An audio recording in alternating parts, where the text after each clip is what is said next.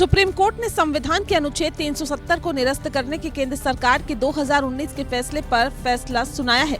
जम्मू कश्मीर को विशेष राज्य का दर्जा देने वाले संविधान के अनुच्छेद 370 के अधिकतर प्रावधानों को समाप्त करने के केंद्र सरकार के 2019 के फैसले को चुनौती देने वाली याचिकाओं पर यह फैसला आया है। अनुच्छेद 370 से तत्कालीन राज्य जम्मू और कश्मीर को विशेष दर्जा प्रदान किया गया था। अदालत ने सरकार के अनुच्छेद 370 रद्द करने के फैसले को सही ठहराया है। प्रधान न्यायाधीश DY चंद्रचूड़, न्यायमूर्ति संजय किशन कौल, न्यायमूर्ति संजीव खन्ना, न्यायमूर्ति BR गवाई और न्यायमूर्ति सूर्यकांत की संवैधानिक पीठ ने सर्वसम्मति से अनुच्छेद 370 को हटाने की सरकार के फैसले को इस आधार पर बरकरार रखा कि ये एक अस्थायी प्रावधान था। कुल मिलाकर 3 फैसले थे। इनमें से एक को CJI चंद्रचूड़ ने अपनी जस्टिस गवाई और जस्टिस सूर्यकांत की ओर से लिखा था। न्यायमूर्ति कौल और न्यायमूर्ति खन्ना ने अलग अलग सहमति वाले फैसले लिखे।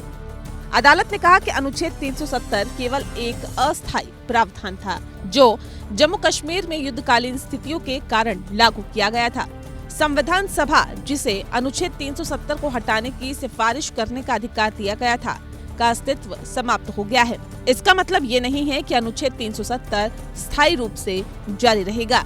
राष्ट्रपति को अनुच्छेद 370 को निरस्त करने का आदेश जारी करने का अधिकार था। अदालत ने 5 अगस्त को राष्ट्रपति द्वारा जारी संवैधानिक आदेश 272 या CO 272 के उस हिस्से को रद्द कर दिया जिसके द्वारा राष्ट्रपति ने अनुच्छेद 367 में संशोधन किया था।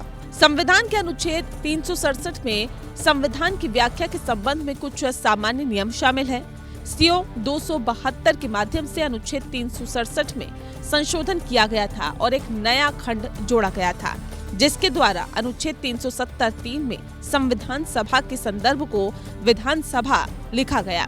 अनुच्छेद 370(3) संवैधानिक एकीकरण के लिए लाया गया था, न कि संवैधानिक विघटन के लिए। ये मानना कि संविधान सभा भंग होने के बाद 370(3) का उपयोग नहीं किया जा सकता, स्वीकार नहीं किया जा सकता। राज्य की संविधान सभा निरस्त करने की सिफारिश किए बिना ही भंग हो गई थी।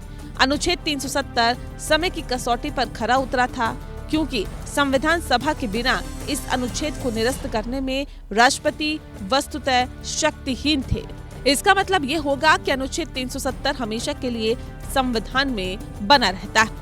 अदालत ने कहा कि जबकि CO 272 को संवैधानिक संशोधन के लिए जारी नहीं किया जा सकता था, CO 273 को CO 272 के बिना भी राष्ट्रपति द्वारा जारी किया जा सकता है।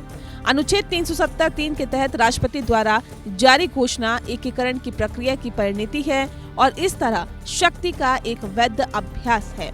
इस प्रकार CO 273 वैध है। मुख्य फैसले में अदालत ने कहा कि 1949 में भारत में शामिल होने के बाद जम्मू और कश्मीर के पास कोई आंतरिक संप्रभुता नहीं थी। न्यायालय ने जम्मू कश्मीर पुनर्गठन अधिनियम की वैधता पर फैसला नहीं सुनाया, जिसने राज्य को 2 केंद्र शासित प्रदेशों में विभाजित कर दिया था।